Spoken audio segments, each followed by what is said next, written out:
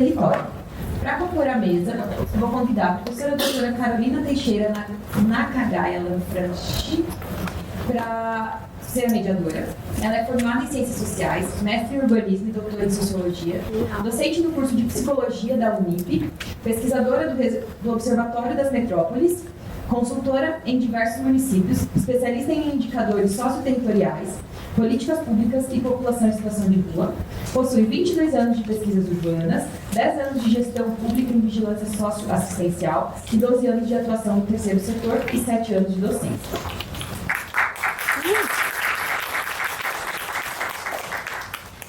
Para compor a mesa também Elton de Almeida Ribeiro, ele é psicólogo de formação, militante do SUS, integrando a coordenação FAS, Fórum de Assistência Social, em 2018. Foi conselheiro do COMAS, Conselho Municipal de Assistência Social, em 2021. Trabalha na assistência social há 16 anos, no acolhimento da população em situação de rua, serviço de alta complexidade da proteção especial.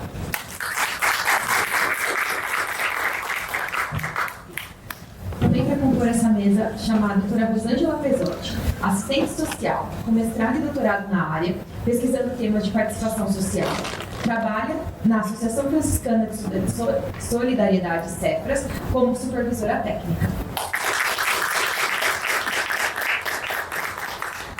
Para completar a mesa, Alberto Silva, o Beto, administrador, 51 anos, natural de São Paulo, com mais de 27 anos de atuação em projetos sociais e políticas públicas, articulador em direitos humanos, com experiência e treinamentos em desenvolvimento sobre inclusão da população LGBTQIA+.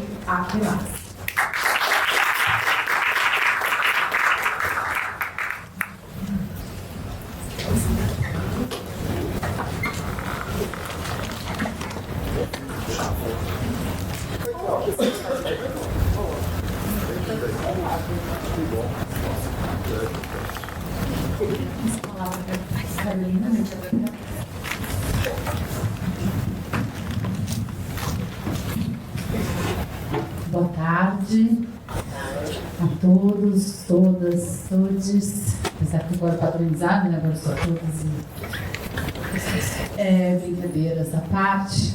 Agradecer ao retorno aí depois do almoço, a compreensão. A gente viveu umas instabilidades aí, é bom avisar. A gente está filmando aqui no reserva, mas a gente está na região sem internet, a luz talvez caia, não se assustem quem chegou agora à tarde. Bom, a mesa tem esse desafio aí que a gente continua colocando para discussão, agora na perspectiva, eu diria, de quem está atendendo ali na ponta, na assistência social, né? Vale lembrar que a gente está falando de um SUAS que completa 20 anos, mas completa 20 anos de pernas quebradas, braços ceifados, assim, o SUAS nunca conseguiu chegar completamente nos municípios brasileiros, porque depende dos serviços, que é a sua principal forma de atenção, depende de recursos municipais. Hoje o SUAS está sendo financiado principalmente pelos municípios. E com isso vem um conjunto de desafios aí. Então, já agradecer aos participantes aqui da mesa. A gente vai dar 15 minutinhos de fala, é isso, né? E aí abre a gente pode 10 minutos, porque a gente atrasou muito. Eu estou olhando aqui para vocês estão olhando. 10 com uma gordurinha, vai, para a gente poder pautar os principais aspectos e passar para o debate. Então, agradecer aqui a composição dessa mesa, agradecer Carmen pelo convite, Giovana por toda mediação desse processo, Jorge. E os colegas que eu vejo aqui, muitos rostos, porque a gente está aqui nessa luta, não é hoje, e não termina aqui. Então, agradecer a todos por não desistirmos dessa luta e a gente encontrar uma forma de não só resistir, acho que a gente está precisando encontrar uma narrativa um pouco mais forte do que só resistir. Obrigada.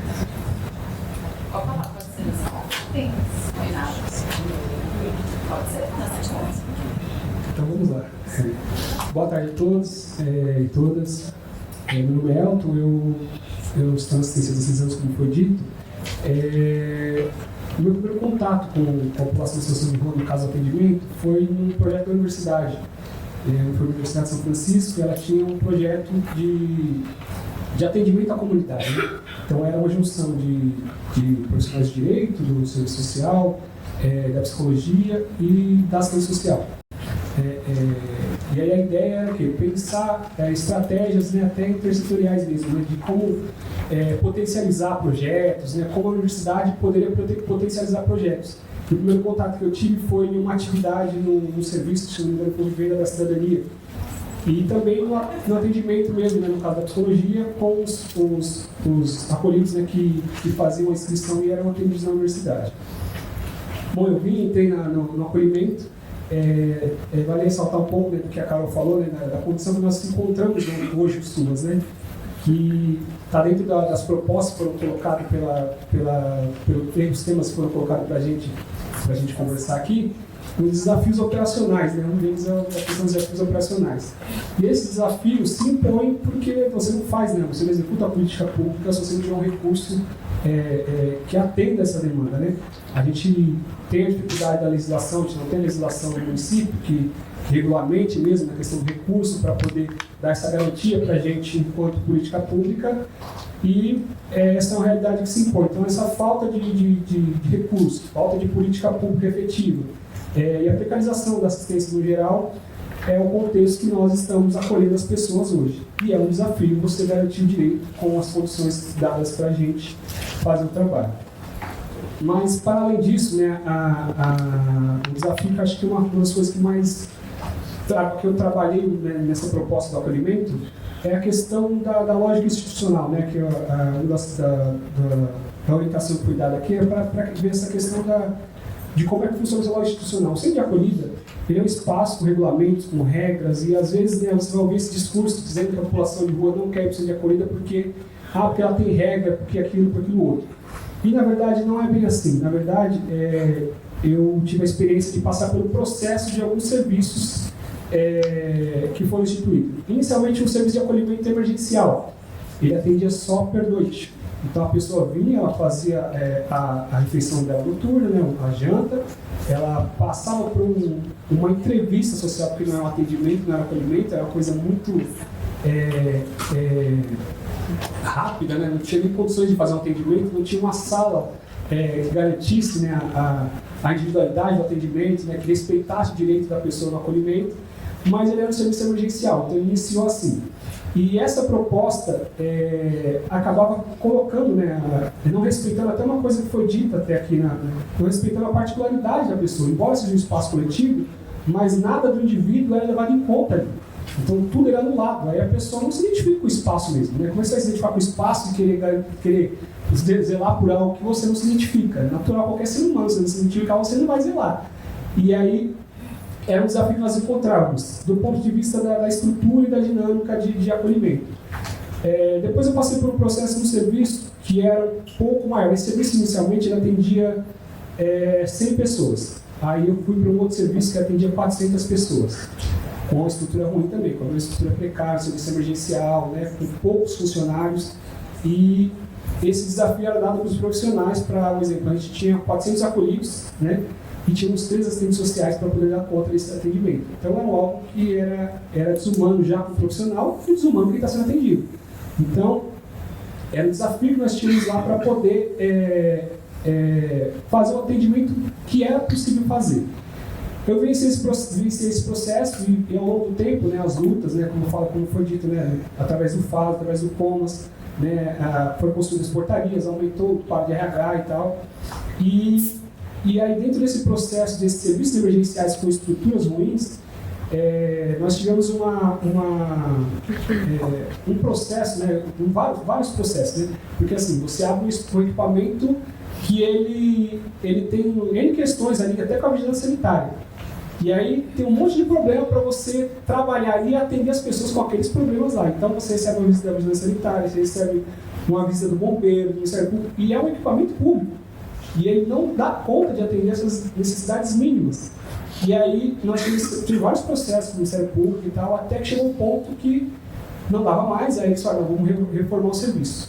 E aí houve um processo que eu achei que foi interessante, porque no período de reforma, a gente sentou com a equipe, né, da SMARS, que tinha na época era a Priscila, que era arquiteta, ela perguntou como é que seria, o que seria interessante, ela ouviu os trabalhadores. Então nós fomos lá, desenvolvemos um desenho do serviço, né? Nós não somos engenheiros, mas nós sabemos como é que funciona o centro de acolhida.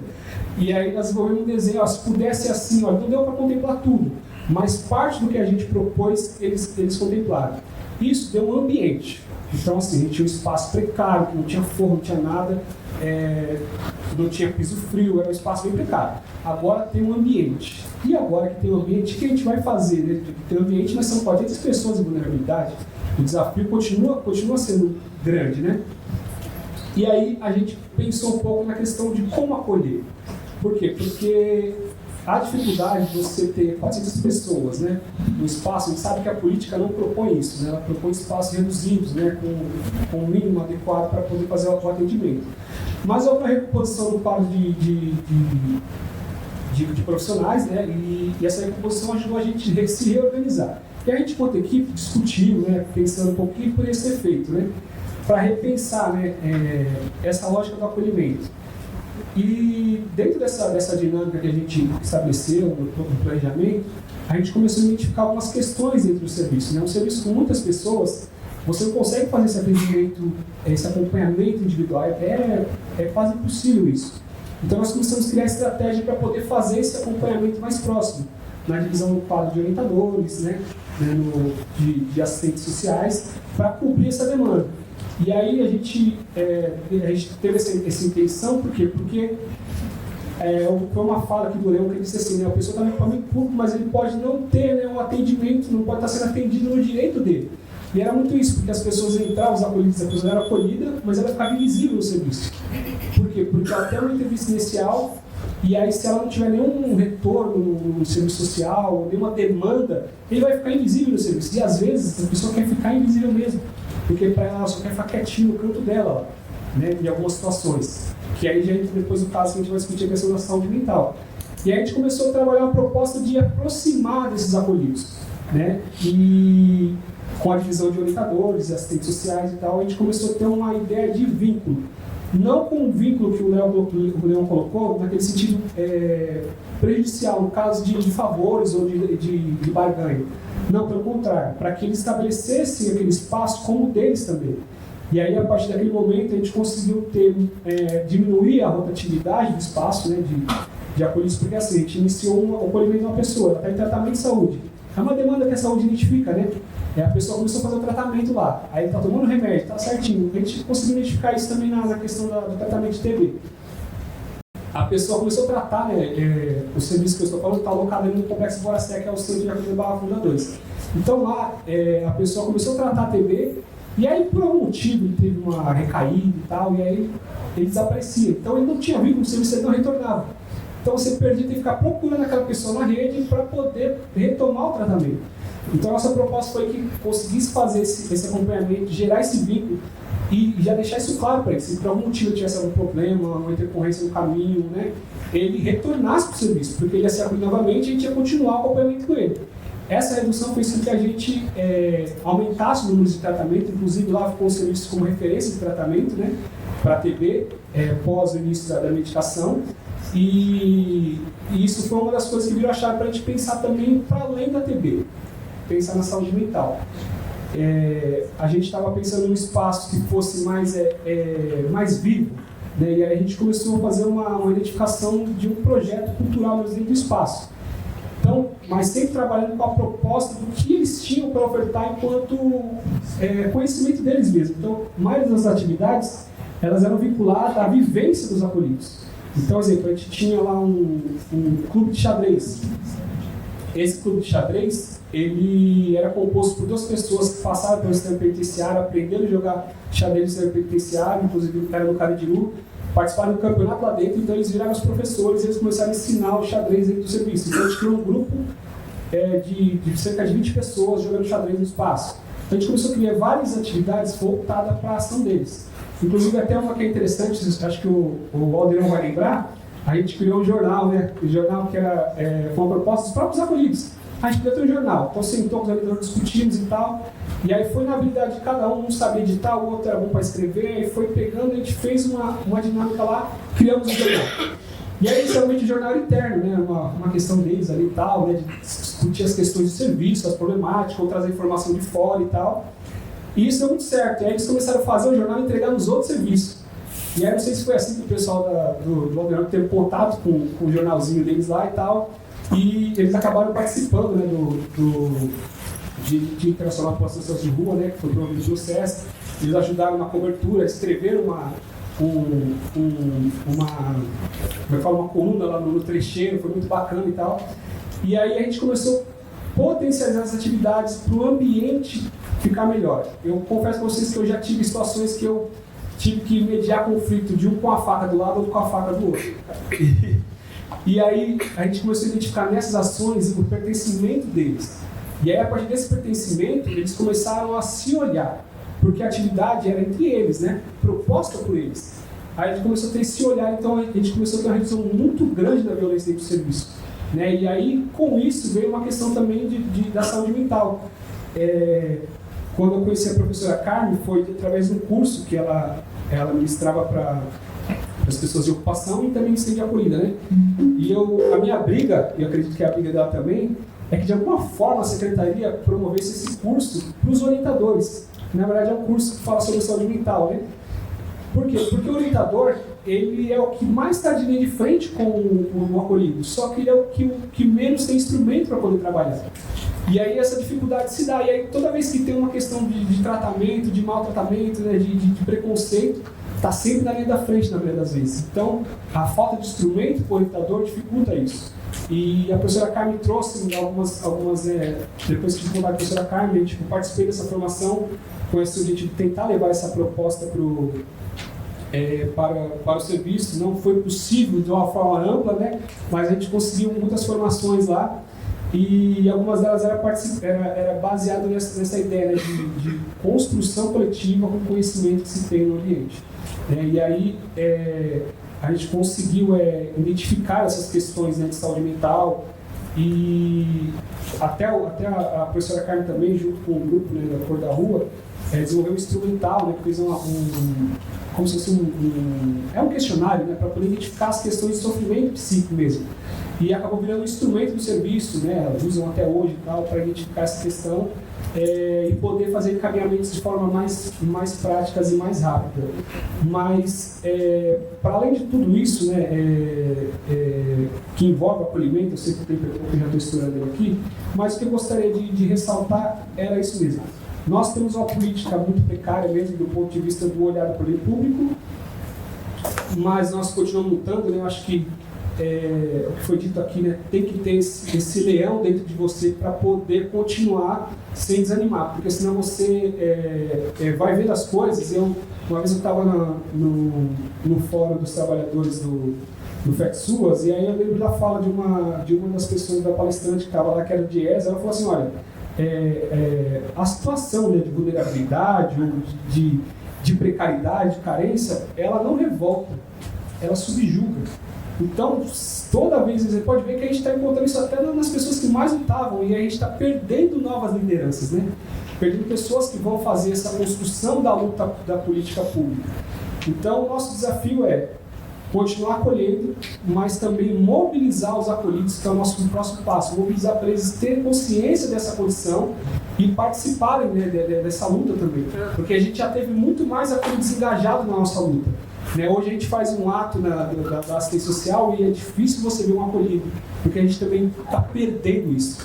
Então, acho que pensando no acolhimento, pensando, né, em tudo que foi colocado aqui, pensando no direito humano mesmo, né, a gente não pode parar de lutar, né? A gente tem que continuar lutando. Eu acho que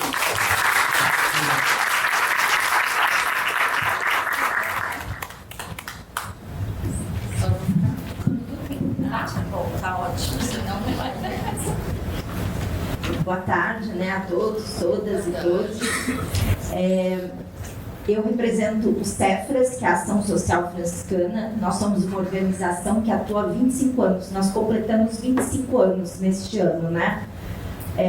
E a gente trabalha aqui no eixo Rio-São Paulo, né? Eu sempre falo que a gente tem algumas coisas no meio do caminho do Rio e de São Paulo, mas com população de rua é o nosso público hoje principal, tanto na cidade de São Paulo quanto na cidade do Rio de Janeiro. Porque o Cefras nasce desse trabalho com as pessoas em situação de rua, ali na rua Riachuelo, que se chamava antigamente Ladeira da Misericórdia, né? E ali os frades começaram um trabalho atendendo as pessoas naquele lugar. E ali virou um lugar que dava um pão, depois entrava, fazia um chá com pão, e aí ficou chamado de Chá do Padre. Então é o nosso trabalho hoje mais conhecido, e eu quero aproveitar também aqui publicamente para agradecer o apoio e a solidariedade de todo mundo, de muitas pessoas e muitos coletivos com o que aconteceu conosco há 3 semanas atrás, né? A gente ficou assim muito sensibilizado com tantas manifestações de carinho, solidariedade e de reconhecimento do trabalho que aquela equipe que está lá faz no dia a dia, né, Bia? A Bia já fica logo agitada, né, Bia? Mas assim, quero agradecer em nome do Cefras o apoio. E dizer que hoje a gente tem na cidade de São Paulo 3 serviços, e eu quero deixar um que eu vou deixar de lado um pouquinho quando eu falar, que é o nosso trabalho com criança e adolescente em situação de rua e trajetória de rua. Eu vou deixar ele para o final, porque eu quero falar dele especificamente e falar desse momento que essas crianças e adolescentes estão totalmente invisibilizadas na nossa cidade, né? Então a gente também tem que ter esse olhar para esse grupo que não tem sido pauta de discussão das políticas públicas. E hoje a gente tem o Chá do Padre ali na Riachuelo, e a gente tem um trabalho também no Cambuci, ali na Várzea do Glicério, que é o Recifran, que é um trabalho com catadores e catadoras e pessoas em situação de rua. E no Rio de Janeiro a gente também tem um trabalho ali na região central, que também é de acolhimento e de atendimento para quem está na rua. Esse tema, né, do acolhimento e das práticas de cuidado, né, nos territórios é um tema, acho que, bastante importante. Mas eu não quero ser repetitiva, mas eu quero falar desse território, né, esse território que o Cefras está, que é a região central de São Paulo. Eu sei que isso já foi bastante discutido, mas eu quero dizer que hoje o centro, não só de São Paulo, mas me parece que de todas as grandes cidades, porque no Rio não é diferente, é um território que tem uma cultura de esvaziamento, de expulsão das pessoas em situação de rua, das nossas ocupações e daquelas pessoas que não estão no script dessa reurbanização que tem sido feito, ou dessa chamada requalificação que exclui aqueles que não têm lugar especialmente para morar. Então hoje a gente tem disseminado uma cultura de criminalização, uma cultura de desumanização, né? Muito recentemente nós tivemos que fechar um serviço também de atendimento ali no Glicério, que tinha diariamente quase 400 pessoas, por uma questão de uma manifestação contínua de vizinhos, né? Então é uma cultura que me parece que ela aumentou muito nos últimos anos, e a gente sabe em que período e que governo isso aconteceu, né? Que a gente não tolera a presença do outro, né? Do outro que não é o igual a nós, porque nós estávamos numa rua que não é uma rua de pessoas ricas, né? Mas nós fomos expulsos de lá, nós tivemos que fechar um serviço, deixar 350 pessoas sem atendimento. Então, nesse cenário hoje que nós temos de redução de recursos, de fechamento de serviços na região central, nós também temos que conviver com um território que é um território violento e um território violentador. E é nesse cenário que a gente precisa ter práticas humanizadoras, práticas de acolhimento, e que é um desafio cotidiano muito grande. Porque esse cenário de desumanização muitas vezes também atravessa a vida das pessoas que trabalham nesse serviço. E muitas vezes essas pessoas também chegam num momento de esgotamento, que não sabem o que fazer nesse cenário, né? Não sabem como reagir, porque é uma reação em cadeia de muitas violências e de muitas violações que vai gerando nos trabalhadores, nas trabalhadoras, um sentimento de impotência, né? Então, esse processo, né, de sensibilização contínua, de formação contínua, é muito importante. E aí eu concordo com ele quando ele fala, e eu fazia parte até da minha observação, de que a gente precisa ter um olhar muito especial para os nossos educadores, para os nossos orientadores socioeducativos. Na saúde, eu não sei muito bem a nomenclatura, mas acho que é o agente de saúde, que são esses profissionais que são a linha de frente. É o profissional que está ali, que acolhe, que fala um bom dia, que vai dar uma informação, né? Que vai dar uma orientação e que muitas vezes é o primeiro que recebe essas pessoas nos nossos serviços, né? Esse profissional, ele precisa ser muito valorizado. E eu vou falar do SUAS, que é onde nós estamos, o SUAS valoriza muito pouco esse profissional, seja do ponto de vista da formação, quanto do próprio reconhecimento enquanto profissional que precisa, como ele disse, de instrumentos e de estar preparado para esse cotidiano. Então, esse trabalho, né, de valorização passa pelo reconhecimento profissional, porque hoje os educadores não são reconhecidos enquanto uma categoria profissional, tem uma luta enorme para isso, tem projetos de lei, mas isso não aconteceu ainda.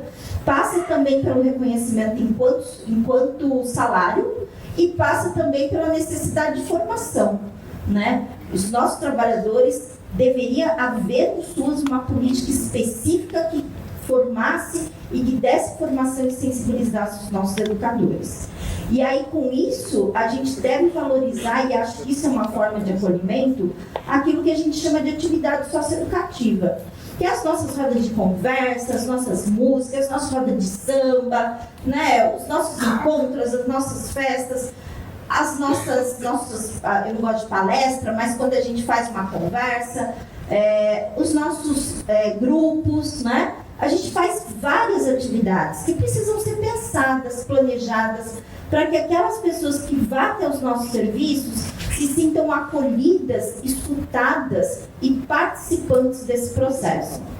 Nós trabalhamos, e aí trazendo um pouco para a nossa realidade, a gente tem trabalhado muito com o método da educação popular, né? Olhando para Paulo Freire quanto uma grande inspiração para o nosso trabalho socioeducativo, né? Nessa ideia muito, que a gente fala muito, né? Ninguém ensina ninguém, todo mundo aprende junto, mas isso na prática é muito difícil, né? Porque também são um exercício que cada um precisa fazer. Então é preciso a gente investir nisso, investir nessas atividades que tragam as pessoas para perto, que oportunizem a fala, o diálogo, a escuta, né? E para isso a gente precisa saber fazer isso, né? Ninguém nasce sabendo fazer as coisas. E os nossos educadores, nossos orientadores precisam ter esses instrumentos para isso. E aí acho que uma questão também muito importante que ele trouxe é que nessas atividades socioeducativas que a gente chama, nesse trabalho socioeducativo, que a dimensão política precisa ser contemplada. Às vezes nós olhamos um conjunto de atividades totalmente desligadas ou desvinculadas da realidade que nós estamos. Não é possível a gente fazer uma roda de conversa e não falar de direitos. Não é possível a gente não fazer uma roda de conversa e debater por que as pessoas estão sendo tão violentadas, as violências que acontecem. A gente precisa, nesse acolhimento, construir ajudar, eu não gosto de falar, também é outro termo que eu não gosto, a gente não constrói consciência, mas a gente precisa contribuir para que as pessoas tenham instrumentos para analisar criticamente a sua realidade. E não normalizem a violência, não normalizem a desumanização que existe. Então, as nossas rodas de conversa, as nossas atividades, elas precisam ser politizadas. Elas precisam trazer temas do cotidiano.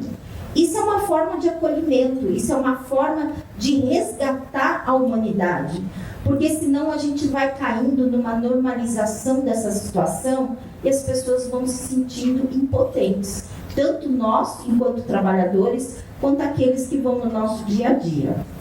E é preciso, e eu sei que é uma tarefa enorme, mas a gente tem pensado muito sobre isso. Como é que a gente vai também sensibilizando os nossos vizinhos, as pessoas que passam na rua? As pessoas que ficam olhando da janela e quando a polícia aparece e desce o cacete na população, as pessoas aplaudem, né? É uma coisa absurda a gente olhar isso. Como é que a gente sensibiliza também essas pessoas para que a gente tenha vizinhos que não vibrem com a violência contra o público que a gente atende?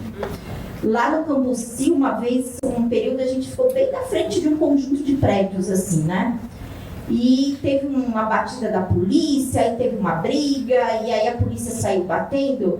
E uma pessoa gravou e colocou na internet eles aplaudindo e dizendo assim, mata, mata, um prédio inteiro gritando mata, mata e aplaudindo. E depois isso gerou uma onda assim, de comentários tão odiosos, mas de tanto ódio. E como é que a gente faz, né? Será que a gente não consegue gerar alguma sensibilização também para essas pessoas? E acho que um outro ponto muito importante, nós sozinhos, né, o Cefras, o Chá Padre, ou qualquer outra organização ou pessoa, não consegue fazer nada sozinho. Esse trabalho em rede, e aí uma rede intersetorial, que é feita muitas vezes pelos trabalhadores das diversas políticas públicas, é muito importante. Essa rede com os movimentos, nos fóruns, nos coletivos, é muito importante, porque a gente só consegue, a gente só vai conseguir romper ou ter algumas vitórias nessa grande batalha se a gente fazer isso coletivamente. E se a gente trabalhar com a nossa população também, para que ela se junte nos seus coletivos, né? Os movimentos estadual, os dois nacionais, estão sempre lá conosco. E a gente insiste para que as pessoas vão lá compor o movimento, porque é um movimento que precisa ter voz, é um movimento que precisa ter protagonismo. E eu acho que isso são grandes desafios, né? Eu acho que eu escolhi alguns que são desafios para esse nosso cotidiano. E aí, só retomando, né? Nós temos um trabalho que já vai para o 4º ano, o ano que vem, em julho, de um edital do Fundo da Criança e do Adolescente, que agora é um centro de referência para criança e adolescente, que trabalha com crianças em situação de rua, com trajetória de rua. E o que a gente tem percebido na movimentação, e a gente sabe que hoje tem um núcleo de convivência da assistência, a gente tem percebido um discurso também de que não tem mais crianças em situação de rua na cidade de São Paulo. Que elas estavam ali na Praça da Sé, mas não existe mais, então não precisa mais ter atendimento. E nós levantamos, nesses últimos anos, várias dificuldades, desde o acolhimento, até quando ele sai dos 18 anos, está na rua e para onde ele vai, porque ele não é do serviço de adulto, mas ele não é mais do serviço de criança, e aí parece ter um limbo no atendimento. Então a gente levantou muitas questões que precisam ser debatidas. E essas questões, como não existe mais criança, né, segundo a gente escuta, elas estão agora estão lá. Estão deixadas de lado, pode-se assim dizer. Então a gente precisa retomar esse debate, a gente precisa voltar a discutir a situação dessas crianças e adolescentes na cidade. Porque o número de mortes de crianças nos últimos 2 anos, principalmente pelo consumo, né, dessas drogas, né, essas últimas, né, as drogas do K, né, Space, não sei o quê, foi muito, muito, muito alto. E isso não sai em estatística nenhuma. A gente sabe da conversa com alguns profissionais, do número de crianças que chegaram, que consumiram tanto dessas substâncias que tiveram paradas e acabaram morrendo sem quase nenhum atendimento. Então a gente precisa trazer essa discussão para o debate, porque as crianças, elas não estão nem chegando a ficar adultas ultimamente. Elas estão aí parando no meio do caminho. Obrigada.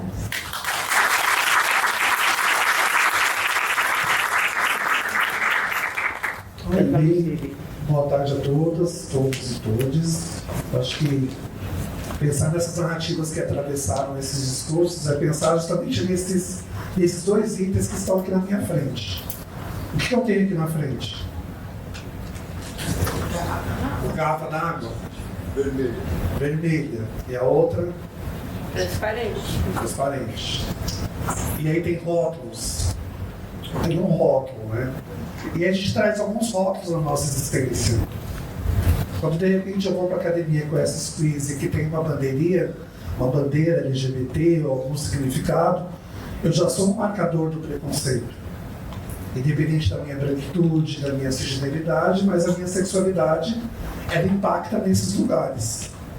E, consequentemente, falar de sexualidade, falar de identidade na rua, é falar sobre o invisível, algo que a gente não quer, porque noteia valores culturais, morais, religiosos, entre várias outras coisas que daria para ser colocado nessa oferta de conhecimento, mas que transcende. E aí, pensando em tudo isso, eu sou um daqueles trabalhadores sociais, artistas loucos e que buscam fazer inovação enquanto política pública.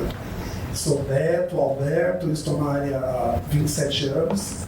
Eu venho da época do CETREM, que era um centro de acolhida no Brás, em que as pessoas eram praticamente não identificadas, eram pessoas que viviam à margem da margem do que a gente vê hoje ainda. Independente desses retrocessos, dessas questões todas que permeiam o orçamento, a política pública mais integrada. Mas pensando no recorte desta identidade, eu também falo um pouco sobre a minha vivência enquanto homem, mas com alguns privilégios na vida, mas também que sofreu preconceitos, quando de repente eu penso na minha narrativa, quando eu jogava vôlei e fazia natação.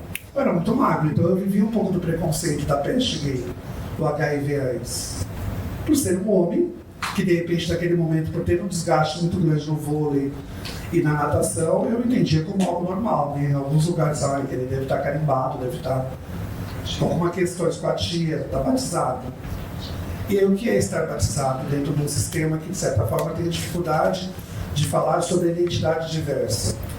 Hoje existem as pessoas não binárias que têm chegado na rede, que não se identificam em lugar nenhum. Eu estou tudo bem naquilo que eu consigo ser, estar e permanecer. E pensando nessa política de transformação do acolhimento, se começa em 2012, quando a gente começa desenhando no Centro de Acolhida Portal do Futuro, o acolhimento para as pessoas trans dentro do quarto feminino. Seria uma coisa normal. São mulheres de vagina e mulheres de pênis, e está tudo bem.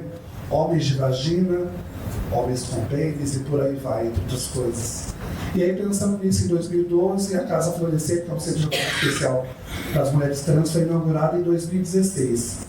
E aí era um desafio, porque era algo extremamente novo, enquanto suas, enquanto mentalidade, porque infelizmente temos muitos valores morais e religiosos impostos ainda nesse sistema. Então, falar sobre, de repente, essa identidade diversa ainda é uma coisa bastante agravante. E a gente tem que tomar os golinhos de água e sabedoria para vibrar o sistema. Se o sistema é opressor, eu vou ser ousado. Você vai até essas pessoas. Então, como não tinha mulheres trans, você começa a entender que um trabalho talvez um pouco mais humanizado e desafiador, ele acaba criando uma outra diferença neste acolhimento, independente do seu espaço físico. Estamos locados ali no Rua Prates, 1101A, que é do lado do Complexo Prates. O Complexo Prates permeia um núcleo de serviço que atende média de 500 pessoas, o Prates 1 e o Prates 2, cada um atende 120 pessoas. E tem a UBS Ama Prates, que atende os munícipes, a população como um todo, e tem no meio daquele território esse colorido. E esse colorido começa a ser ameaçado no começo. Não vem pra cá não, aqui é perigoso. Não é perigoso, vamos transformar um pouco esse território. E aí você vai criando uma outra narrativa em que o preconceito e a violência ele vai sendo transformado através da conexão das vozes. Eu acho que vozes invisibilizadas, ou pessoas que de repente não conseguiam ver corpos dissidentes, ou mulheres trans que comecem a ocupar o dia, a transitar pelaquela rua, estabelecendo o seu local mesmo de segurança. A gente não tinha nada de diferente dos outros espaços. A gente só tinha um pouco mais de ousadia. E essa ousadia foi transformando, tanto é que em 2016 abriu o espaço, março de 2016, 2019 abriu outro espaço para a Unidade 2, que fica em Santana, começou no Tucuruvi, mas foi para Santana. Em 2021 abriu a Unidade 3, que é para os corpos trans masculinos, que é a Casa João Nery, e a gente pensa, como que é esse processo? Quem falou sobre isso? Fomos nós. Porque assim, eu estou falando sobre o outro, mas eu vivo aquele processo. Eu conheço vários homens trans em situação de vulnerabilidade tem negligência em todo o sistema. No acolhimento, na saúde, na habitação, no trabalho. De novo, a gente parte desse recorte dessa população. E aí já vem as questões relacionadas à saúde mental, esses agravantes que norteiam desde o não acolhimento da família até essa rede de apoio que às vezes não sabe o que é a Lei 10.948, desrespeito ao nome social. Qual nome eu tenho? Como eu gostaria de ser chamado? Como que é o nosso nome? Como a gente cria essa narrativa? Como que a CEPAS, hoje atualmente, que lidera essas vagas, ela entende esse processo?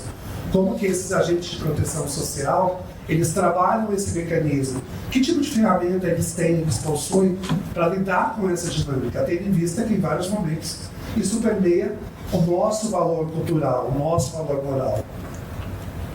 E como a gente lida com esses processos, quando a gente está cuidando do outro e cuidando da gente mesmo. E aí, nessa ousadia ou nessa maluquice, a gente respeita muito quem veio antes. Luiz Eduardo Barbosa, do CRD, que agora é centro de referência, Thaís Azevedo, a própria Brenda Ali, que eu falo, o que seria Brenda Ali na Casa Florescer hoje? Brenda Ali era o espaço que acolheria as pessoas, mulheres trans na década de 80, ligada à vivência com HIV. Então tive um baita uma história, o grande conhecido Palácio das Princesas. E de repente a gente fala assim, cadê minha população? Cadê os homens gays em situação de rua? Ninguém fala sobre sexualidade, vamos falar sobre isso.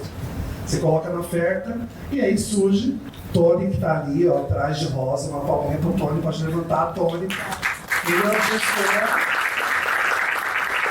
a Casa 9 de Julho, que é um espaço para os homens gays em situação de rua. Peraí, mas por que um espaço específico? Isso é um privilégio, uma oportunidade? O que é isso? Que oferta é essa? De que essa ideia maluca? É ver a singularidade do indivíduo. Enquanto trabalho com as mulheres trans, eu percebo que a questão da saúde mental, a saúde física, ela já vem com vários agravantes, vários recortes. E o homem gay também, porque dentro dos nossos equipamentos, falar da sexualidade ainda é um desafio. Muitas vezes, quando eu levanto, de repente estou aqui. Eu sou um atrativo, talvez? Sou ou não sou? Quem me fazia aí?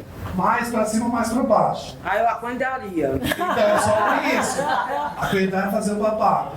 Mas muitas vezes esse corpo ele atravessa um outro lugar de preconceito. Nossa, você é maravilhoso, Beto, pelo que você é gay. O quanto isso me atravessa? Pena por quê? O meu companheiro não acha.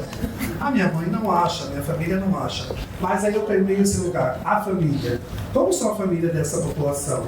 Quando nós somos esse outro elo com essas outras famílias, quem são esses profissionais? Como a gente lida com esse mecanismo de afeto e de superação? Como a gente também adoece dentro dessas narrativas? Quando eu estou no Hotel 9 de Julho, lá que eu estou ali gestor, eu atravesso muito sobre aquele lugar. Porque eu vejo meninos muito jovens sendo condicionados e convidados a ir para a rua por causa do preconceito. E com a saúde mental extremamente abalada. No caso das mulheres trans, a qual eu atuo, é um desafio. Porque quem é esse homem privilegiado, branco, cabelo grisalho, que de repente tem um afeto da família, tem um trabalho, tem de repente um companheiro, consegue ocupar a sociedade e eu não tenho. Vamos conversar sobre isso, meninas. Estamos na mesma linha. Temos que ser sempre seres pensantes para que a gente consiga, de fato, levar esses dados para a política pública, né, como um todo. E aí, na época que eu conheci a Carmen, há bastante tempo, eu acho que eu fui me reinventando também, porque eu venho da Monte Azul, que é um trabalho que tudo se transforma, nada vem pronto. Então a gente nunca teve nada na mão. As situações são todas criadas. O brinquedo da criança era boneca de pano, os carrinhos são de madeira, todo mundo aprende a fazer aquilo que não vem pronto, que você cria. E você trabalha com essa energia. A gente começou aqui com uma sala um pouco mais vazia. E as pessoas foram se conectando. E a gente vai fortalecendo essa energia e vai transformando. Quando eu falo da água, dos rótulos, dessa possibilidade, eu falo da imersão do nosso olhar. A gente transmuta muito mais aquilo que a gente quer ver. Então, pensando nesse lugar, eu penso muito em quantas meninas passaram e algumas, infelizmente, tombaram-se. Tombaram pelo próprio sistema que é opressor, que a negligencia no atendimento, desqualifica e desmoraliza a sua identidade. Mas eu acho que hoje, em especial, eu tenho muita coisa para falar, mas vou deixar um pouco para esse debate. Eu queria que tem um pouco de minutinho, né? Quantos tem? 3. 3, então. Eu vou deixar esses 3 para a doutora Samara Francoviaco. É um nome difícil, mas eu acho que é importante uma mulher trans falar, e eu acho que entra nesses cases de sucesso. Por favor, doutora Samara.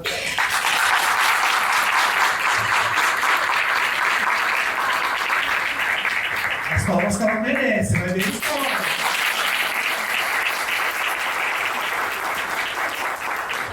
É horrível ter que falar assim, né? De repente ela vai se auto-identificar, mas tem tantas coisas. A doutora Samara, quem é a Samara? Por que de repente coloca o rótulo de pessoa trans antes? São questões que a gente tem que desconstruir, com vocês, a voz da voz. Dá o nome, mulher. Tudo bem, gente? Boa tarde. Eu me chamo Samara Quer fazer o quê? Francoviaco. Pode ser. Fala lá pro público, porque ela é dessa, né? Abusada.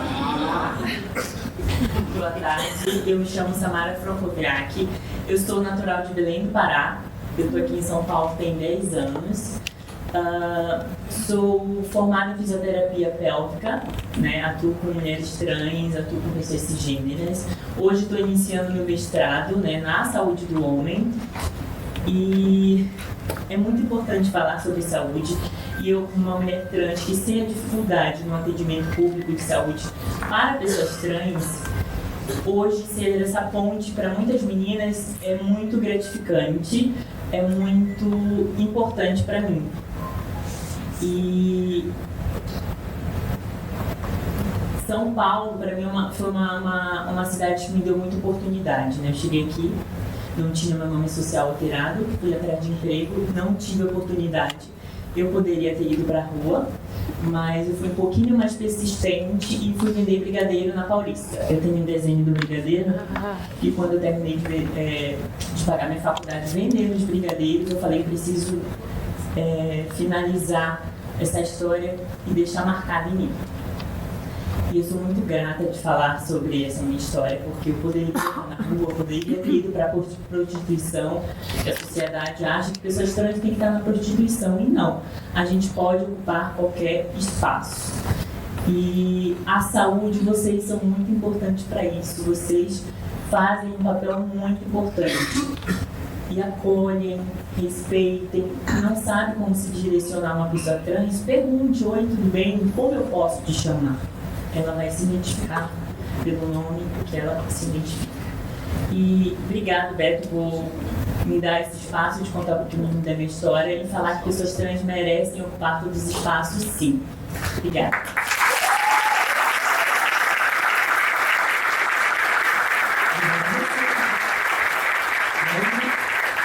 Eu acho que assim,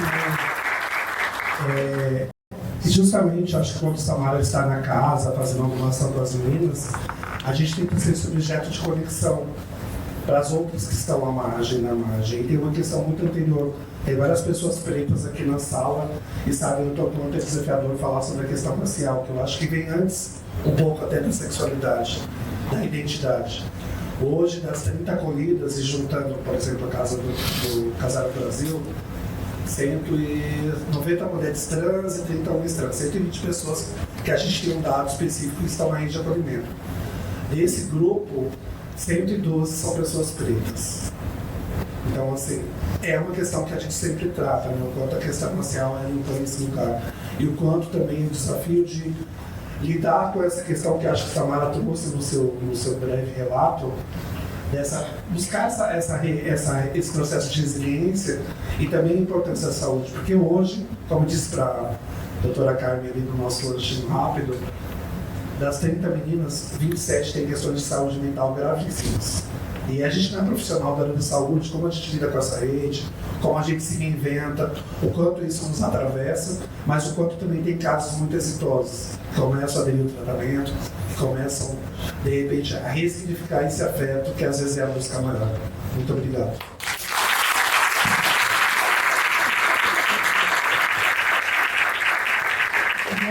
Agradecer a oportunidade de abrir esse espaço, porque é isso. E eu vou só fazer um rápido alinhamento aqui, e aí a gente abre para o debate. Já tem 3 agora com a Cláudia inscritas. Eu vou só rapidamente, uma que eu não posso estar nesse lugar e não lembrar de um processo que está em curso falando de atendimento na assistência, que é a PEC 383 de 2017. Ou seja, ela já vai fazer alguns aniversários, que prevê 1% da receita corrente líquida para assistência social. Até hoje a gente não tem este valor garantido, tá? Então a PEC 383 de 2017, se vocês puderem assinar petições, etc., é para todos nós, afinal de contas. Eu não podia deixar de falar disso rapidinho, mas assim, só fazendo uma linha vaga do que eu vi aqui. Acho que a gente sofre de descontinuidades, justamente porque esse financiamento não está garantido, e descontinuidades que são também utilizadas como ferramenta de assédio nesse processo de precarização do trabalho. Mas a gente tem exemplos muito exitosos, e um dos exemplos, eu lembro, a gente estava lá no comecinho, 2009, quando a gente começou esse trabalho integrado, saúde e assistência com a tuberculose. Entendendo que a gente tinha na assistência que tem um olhar muito específico de troca constante. E aí a gente falou aqui muito de manhã e agora também, mas que a Bada chama de sofrimento ético-político. Ou seja, ele é sentido individualmente, mas as suas causas são coletivas. Né? A gente falou isso de manhã, então acho que é importante resgatar esse entendimento, porque os dois colocaram uma questão que eu acho que é valiosíssima. Eu estava falando com o Alderão antes, que é a gente recuperar os espaços que a gente tinha de assembleia, não para discutir o horário de entrada e saída, né? Mas discutir direitos mesmo. Retomar esse espaço do serviço como espaço de discutir, formar lideranças dessa causa aqui. Né? E aí há uma desproporção que a gente precisa lembrar. A assistência tem diversas dificuldades, já falamos da financeira, já falamos dos recursos aqui e tudo mais, mas, ao mesmo tempo, durante muitos anos, foi a única a endereçar mais claramente uma defesa desse segmento e desse atendimento à população em situação de rua. De tal maneira que a gente conseguiu engajar a saúde nesse processo junto com a luta antimanicomial. Foi um encontro de necessidades. Quando a saúde ainda nem estava muito engatinhando nas questões da população em situação de rua, a assistência já vinha carregando essa dificuldade. E aí coloca na assistência um papel que é absolutamente distorcido vamos dizer, e vou usar essa expressão não porque a gente acha isso, mas é o papel que acabam nos atribuindo de extermínio, né? de apagamento, que é muito divergente do que a gente de fato se propõe, e os três aqui muito bem colocaram. Então, só para mostrar uma desproporção, a gente está falando de 479 UBSs e 34 UPAs. Isso é o que o município de São Paulo tem hoje. Tá? Nós temos 32 CREAs e 5 centros POP. E se juntar todos os finalizados, 14 mil vagas. Isso... Para 100 mil na rua. Isso assim...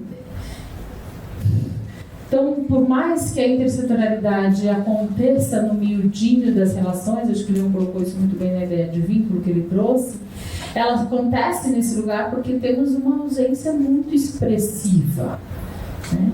Então, assim como a gente não quer, a gente fez parte da luta antimanicomial, somamos esforços, acho que a gente também precisa retomar essa luta anti-albergue. Né? Não dá mais para acolher em grandes galpões sem nenhum respeito à privacidade. Né? Não tem como falar de sexualidade onde você não pode nem ser um sujeito com sexualidade. Né?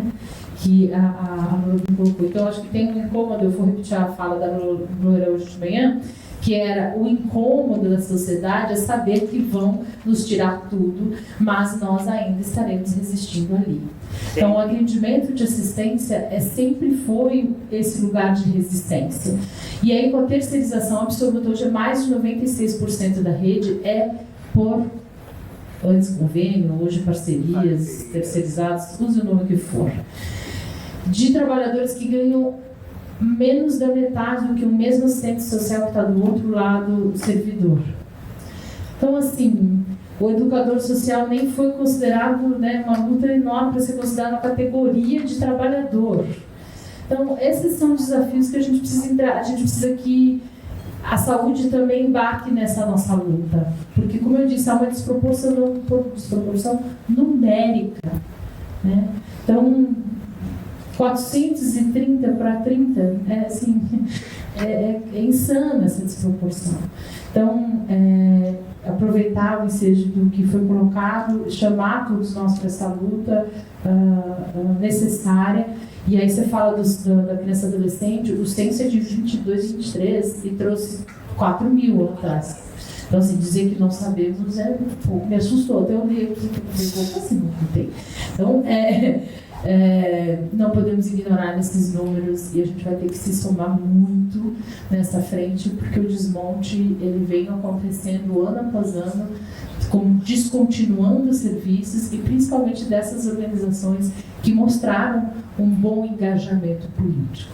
Então, alguém falou de ética também na outra mesa. Acho que a nossa ética, no caso, é a da intransigência nessa necessidade de defesa dos direitos humanos. Então, é isso. Eu vou abrir para fala. Acho que vocês já podem subir, porque você está gravando. Então, falar no microfone, tá bom? Obrigada.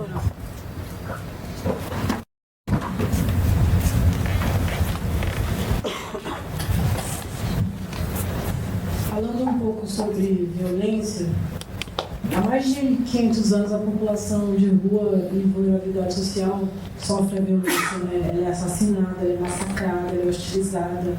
E mulheres em situação de rua são as que mais sofrem, né? Existem mulheres na rua que elas escolhem viver a violência de um do que viver a violência de todos. Porque uma mulher sozinha na rua, dormindo na rua, ela vai ser violentada durante a noite. Ela vai ser violada, né? E assim, a gente não tem políticas públicas para atender a maioria dessas mulheres, né? E aí mulheres com criança na rua, né? Muitos lugares querem institucionalizar essas mulheres, né? Em clínicas terapêuticas, em casas de recuperação, mas de uma forma onde elas vão ficar trancadas com seus filhos, né? E esse tipo de cuidado não vai fazer a diferença na vida dela. O cuidado efetivo que vai trazer uma melhoria tem que ser um cuidado onde a pessoa possa ir e vir, onde ela se sensibilize, onde ela consiga, né, ter autonomia da sua própria vida, né? Então, assim, eu acho que esse evento é para a gente refletir, pensar e juntos ir em busca de melhorias dentro das políticas públicas, não só para os homens, mas para as mulheres, que são as que mais são atacadas e as que mais sofrem na rua.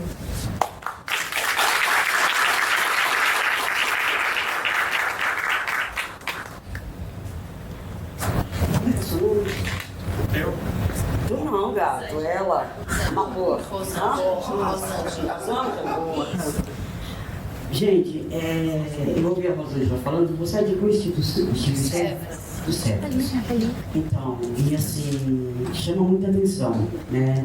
Da gente que está atuante na rua, que conseguiu sair da rua, ir para a periferia, morar num barraco insalubre, mas conseguiu sair da situação de rua, né? Eu fiz 3 censos, 2 pela Qualiteste e 1 pela Painel. Antes de fazer o censo, a gente estava com a Unifesp, e aí o que acontece? A Roseli Índia levou para a doutora Carmen que as crianças da Sé estavam cheias de machucado. Eu morava na Barra Funda, sou carroceira lá, e aí a doutora Carmen articulou os trabalhadores da saúde e foi feita uma ação. Entendeu, Céfalas? Foi feita uma ação.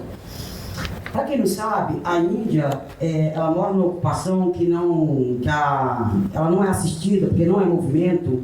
A gente não faz parte do movimento. A gente não veste camisa de ninguém. Porque ninguém veste a minha camisa. Então é um direito eu não vestir a camisa de ninguém. Então a gente não é atrelado aos movimentos que falam que representam a população em situação de rua. Até porque a população em situação de rua, se você falar, você conhece a Louro, ela vai falar, nunca ouvi falar. Você fala assim, aquela lá que fala palavrão, aquela que puxa carroça, eu sei quem é, ela luta por direito. Mas não é em todo lugar que eu sou reconhecida, entendeu? E quando se trata da criança em situação de rua, a Índia morando do lado do Fórum João Mendes, as crianças iam para casa da Índia, 2 horas da manhã a Índia me ligava, Loura, vem aqui, tem que levar essa criança para o médico. E aí, a Índia dava o banho e eu levava para o médico. E a doutora Carmen, junto com a equipe, durante o dia, ia lá para fazer um curativo, conversava com as crianças. Nesse meio termo, a gente tinha criança, né, doutora Carmen, que queria ser agente de saúde, a gente tinha criança que queria ser policial, a gente tinha inúmeras crianças que tinham sonhos. E assim, por mais que ela estivesse muito louca, em lança, elas iam para a casa da Índia, a Índia ligava a televisão e colocava um desenho, elas assistiam. Então, assim, isso não foi ofertado por nenhuma instituição na rua. Levar para as crianças, peraí, não tem lugar para colocar as crianças? Porque a gente sabe que tem instituição que recebe milhões em nome das crianças em situação de rua. Inclusive, nós chegamos até a bater nessa porta, e a porta foi fechada na nossa cara. Eu não estou falando de 1000, estou falando de milhões. Aqui na Praça da Sé. E aí a gente pegou, o que aconteceu? Eu sou uma pessoa que, quando eu quero uma coisa, eu brigo, eu xingo, e se a pessoa não me atender, eu exponho ela. Em todo lugar que eu pego o microfone, eu exponho ela. A gente conseguiu falar com a secretária de Estado, Célia Asli. E a Índia pegou e falou, olha, Célia, a gente tem um projeto para ter um CCA para as crianças de rua, que essas crianças têm sonho. E o que a gente ouviu deles, que a gente tinha que estar junto com o movimento. Então, assim, a criança já foi esquecida. A última criança que eu enterrei era meu filho de leite. Foi o Maxwell. Eu não sei se vocês conheceram, ele era bem pequenininho e ele tinha anismo. Foi a última criança que eu enterrei. De 2018 a 2020, já tinha morrido mais de 10 crianças na Praça da Sé. É mentira, doutora Carmen. A doutora Carmen teve no ML, eu estava lá. Depois a gente ouviu uma organização falando que ela enterrou, e eu desmenti, é lógico, adoro quando tem fake news e eu estou presente. E eu tenho uma certidão de óbito, está comigo, porque eu sou mãe dele de leite, eu amamentei ele na rua durante anos, porque a mãe dele, por causas também psicológicas, não quis amamentar, então eu amamentava a Brenda e o Max. Então, as entidades, o Conselho Tutelar, não desmerecendo, a gente tem o Estatuto do ECA, que é uma coisa linda. É responsabilidade do Estado, da sociedade civil e dos pais. E se a criança não tem pai? Se a criança não tem mãe?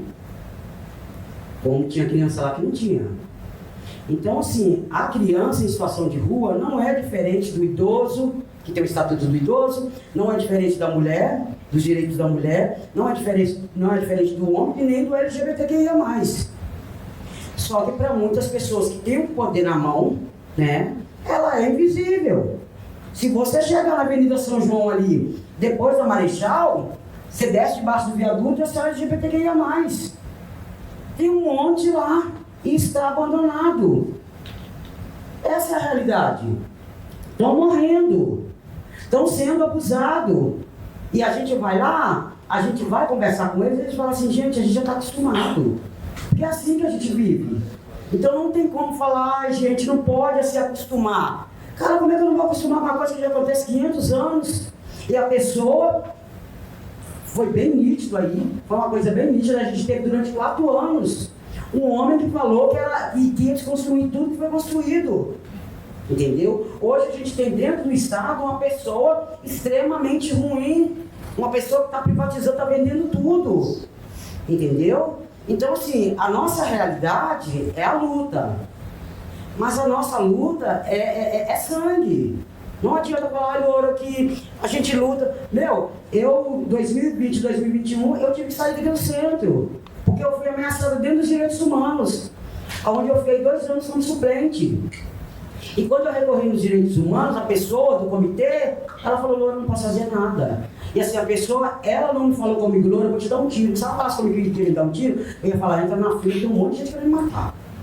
Mas ela falou comigo, você tem muitos filhos, você não tem medo, então ela atacou onde me dói. Então assim, ninguém está totalmente abandonado. Ninguém está totalmente abandonado. tem gente lutando, tem várias pessoas no mato lutando, tem várias pessoas participando de reuniões e levando as demandas. Só que as demandas não são ouvidas porque hoje tudo que faz... Eu estou com a dor de dente. As matas. Estou com a coceira no cu. As matas. Tudo é uma secretaria só. O intersecretariado, enquanto não colocar uma lei, essa lei não for fiscalizada, que o intersecretariado ele tem responsabilidade, porque ele faz parte do poder público, ele recebe as emendas, ele recebe os repassos, tanto municipais, federais e estaduais, não adianta deixar só pelas matas e pela saúde. Que a gente sabe que realmente o Bompar faz um trabalho maravilhoso, mas dentro da saúde, o Bompar, ele soma com a saúde, mas a saúde não soma com o Bompar. Porque a gente ouviu na reunião, a gente fez uma live semana passada, que a Viviane Ferroni falou que no censo o Bompar foi convidado a se retirar. Imagina se o Bompar tivesse com a gente no censo. As demandas que a gente trouxe sobre a saúde, sobre pessoas que estão dentro de buracos, dentro de viaduto. Então é isso, a nossa realidade é essa. A gente vai continuar a lutar. Mas a gente vai continuar a lutar sabendo que a gente vai sangrar. Sabendo que muitos ainda vão morrer e não vão conseguir conquistar. E eu não estou lutando nem por mim. Eu estou lutando pela geração futura, entendeu? Que está vindo aí. Por as crianças que estão aí nascendo e crescendo na rua e vão se tornar idosos na rua.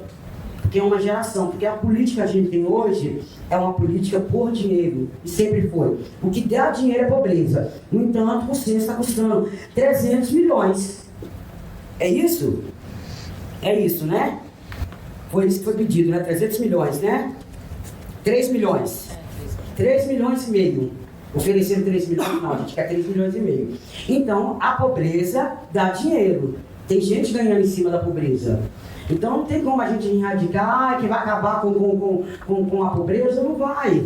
Porque quem está lá em cima, os 3 poderes, vamos falar dos 3 poderes, e quando ele começar a limpar a casa lá de cima, a gente ainda vai continuar na ponta e vai continuar sofrendo. Mas a gente está aí, tá bom? Somos a resistência.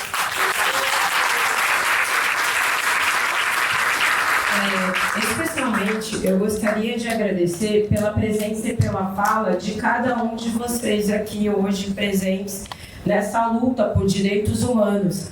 Dizer que, para mim, é muito importante que todos mantenham o foco de nunca desistir pela luta, em primeiro, de direitos humanos. Eu sou mulher, eu sou negra e eu faço tratamento psicológico. Eu estou dentro de todos os processos de marginalização da sociedade por conta do racismo estrutural. E eu me identifiquei nas falas dessa mesa agora, em todas elas, começando por ele, dizendo que nós que sofremos com a marginalização, seja moradores de rua, ou seja, pessoas fora do padrão que a sociedade aceita, precisamos de mobilização de nós mesmos na luta. Precisamos de mobilização para que nós que sentimos na pele possamos soltar a voz e exigir o nosso direito de sermos respeitados como seres existentes na sociedade. E teve a fala da guerreira aqui, da fronte guerrilheira também, falando do processo de desumanização da sociedade. É horrível, é inadmissível nos dias de hoje as pessoas serem marginalizadas dessa forma por pessoas que nem têm poder aquisitivo. Nem de quem tem poder aquisitivo tem esse direito, mas são pessoas que são nossos vizinhos, que são pessoas que a gente tem que dialogar todos os dias, conviver em sociedade.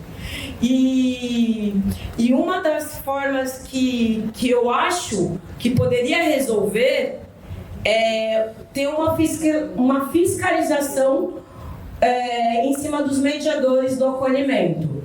Porque é por conta de pessoas que estão se aproveitando do movimento sério, que corre pelo certo, do acolhimento para benefícios próprios, é que a gente está deixando de ser acolhido da forma correta e com respeito.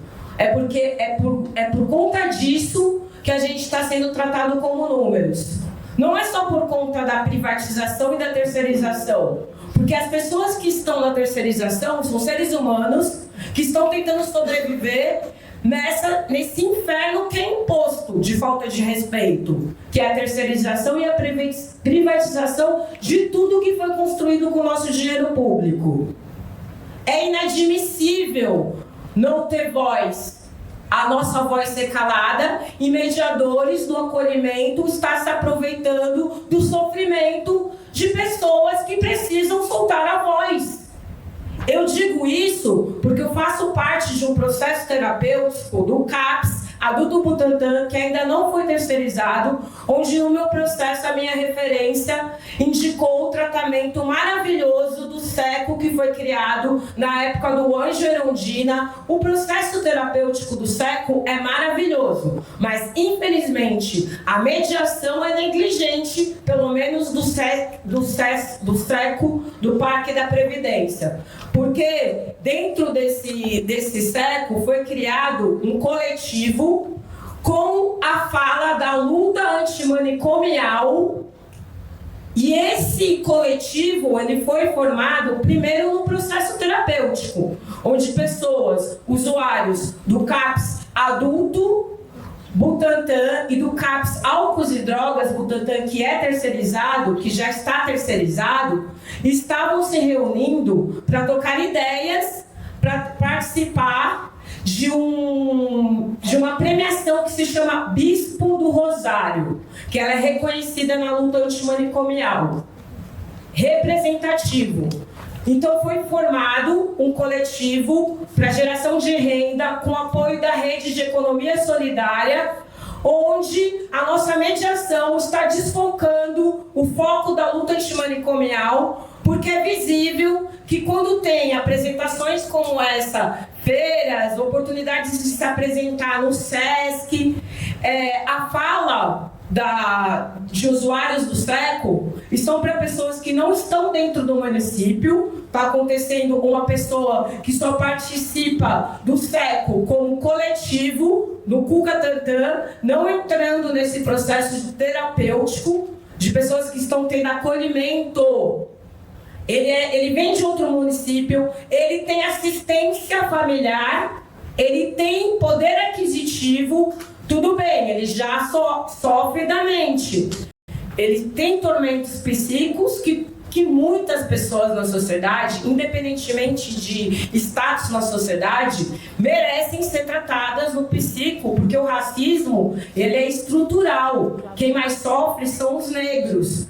E aí, ao invés de dar oportunidade para quem está sentindo na pele, precisando de acolhimento, de soltar a voz, está usando o coletivo com o nome de luta antimanicomial apenas para geração de renda, apenas para comercializar, se autopromover, mas não está dando a chance de soltar a voz quem está sentindo na pele o preconceito. E não dá mais para aceitar, porque teve uma feira sobre direitos humanos no SESC, 24 de maio, onde teve mulheres que estavam lá para falar sobre muitas coisas, mulheres que perderam seus filhos no genocídio, mulheres que acompanham seus filhos que estão presos, e eu perdi essa oportunidade porque deram o privilégio para uma pessoa que não precisa de acolhimento. Essa é a ideia. Precisamos de conscientização no modo Paulo Freire, porque senão nada nunca vai mudar. Não tem limites a falta de respeito para quem está sendo marginalizado.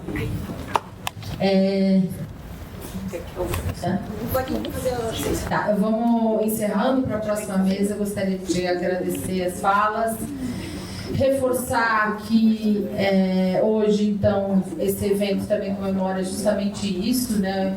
Direitos humanos, e faz... Tá. E, né, desde 1948, quando essa data foi instituída internacionalmente, então a gente está vivendo um período que esses valores que são ponto de partida estão sendo derrubados por uma agenda de intolerância do outro, né? Então é um exercício sempre muito complexo de a gente conviver. Só dá para cancelar se for na rede social, tá? Porque na vida real, cancelamento é isso que a gente tem que atender. Então, vamos seguir para 15 minutinhos de intervalo, de paciência, e 15 minutinhos para a gente não sair tão tarde daqui e ter a última atividade do dia, tudo bem? Então agora são 16, então 16 e 15 a gente está de volta. Ah, não, vou passar aqui para a mesa se despedir, mas só para ninguém sair sabendo que a gente já tem 15 minutos para ir de volta. Bom, também aqui eu só quero agradecer, né, ao seu professor Carlos pelo convite e agradecer a todos também pelas falas que tiveram aqui, que é uma forma de a gente se manter ativo na luta, né? Porque de fato, se você ficar preso no serviço, você vai desanimando, você vai adoecendo e aí chega um ponto que você não consegue nem mais entender o que você está fazendo. Aí você perde a perspectiva. Então, agradecer que a gente possa ter mais espaço assim de luta e discussão. Obrigado.